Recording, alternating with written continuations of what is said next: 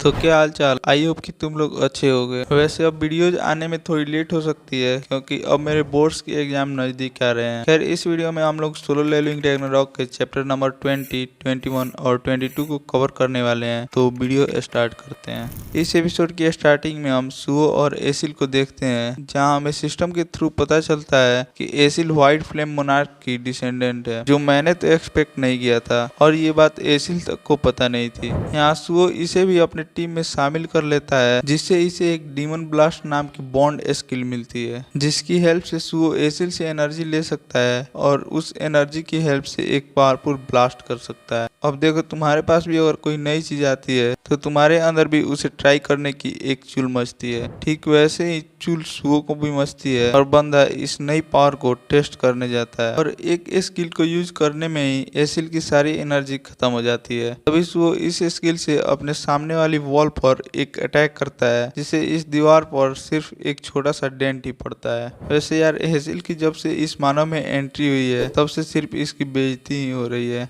वैसे तुम लोगों को क्या लगता है, कमेंट में जरूर बताना। इसके बाद बेरू सुओ से पूछता है कि क्या मैं उन डिमंस को कंज्यूम कर सकता हूँ जिनको अभी आपने डिफीट किया है, जिस पर सुओ उसे मना कर देता है क्योंकि सुओ को इन्हें अपने शैडो आर्मी में शामिल करना था। फिर सुओ इन पर अपने शैडो एक्सट्रैक्शन स्किल का यूज करता है, मगर इन पर यह स्किल वर्क नहीं करती क्योंकि इनका माना करप्ट हो गया था, जिस पर बेरू बताता है कि शैडो मोनार्क भी इस स्किल का यूज इन डिमंस पर नहीं कर पाते, इसीलिए अगर इन्हें समन करना है तो इनके साथ एक कॉन्ट्रैक्ट बनाना पड़ता है। अब सुओ के लिए इन कॉर्पसेस का कोई काम तो बचा नहीं था, इसलिए बेरू इन कॉर्पसेस को कंज्यूम कर लेता है। इनकी मेमोरीज से बेरू को इथेरियम से रिलेटेड कुछ इन्फॉर्मेशंस मिलती हैं, जिनको मैं तुम लोगों को शॉर्ट में बता देता हूँ। सबसे पहली बात, स्टारडस्ट को पहले ही अर्थ पर सेल किया जा रहा है। दूसरी कि मिस्टबॉर्न मॉन्स्टर्स आउटर स्पेस से आए हैं। तीसरी, इन डिमंस के पास हाइना गिल्ड जिन ह्यूमंस को ला रही थी वो मिस्टबॉर्न मॉन्स्टर्स में कन्वर्ट हो जा रहे थे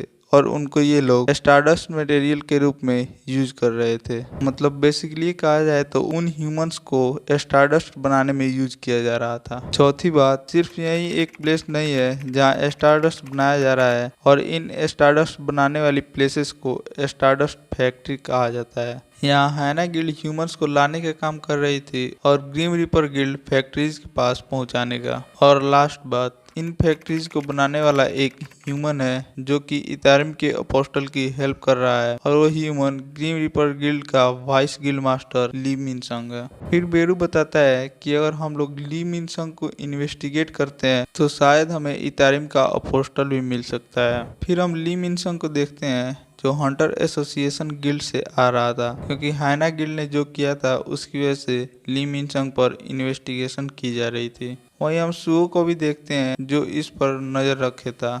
इसके बाद सुओ ली मिनसंग पर अटैक करने ही सोचता है, बट बेरू उसे वहीं पर रोक लेता है क्योंकि सुओ अभी इतना पावरफुल नहीं था कि ये ली मिनसंग से फाइट कर सके। फिर हम अगले सीन में ली मिनसंग को एक बार में देखते हैं जहाँ एक लेडी उसके पास आती है, वहीं स्टारडस्ट के सप्लाई के बारे में बात करने के लिए। अब हम लोग तो जानते हैं कि सुओ ने तो पहले ही उस स्टारडस्ट फैक्ट्री और हाइना गिल्ड को डिस्ट्रॉय कर दिया था, तो इसके पास स्टारडस्ट आता है कहाँ से।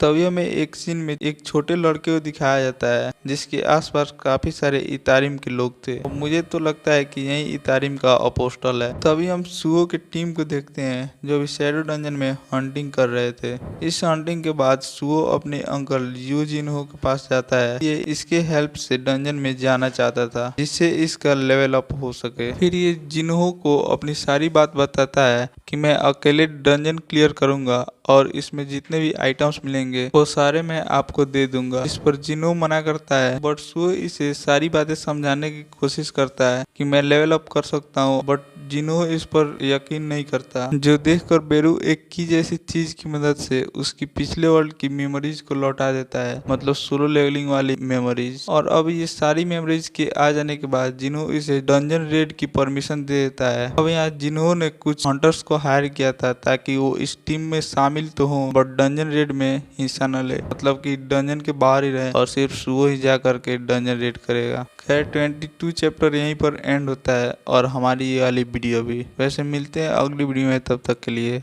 बाय।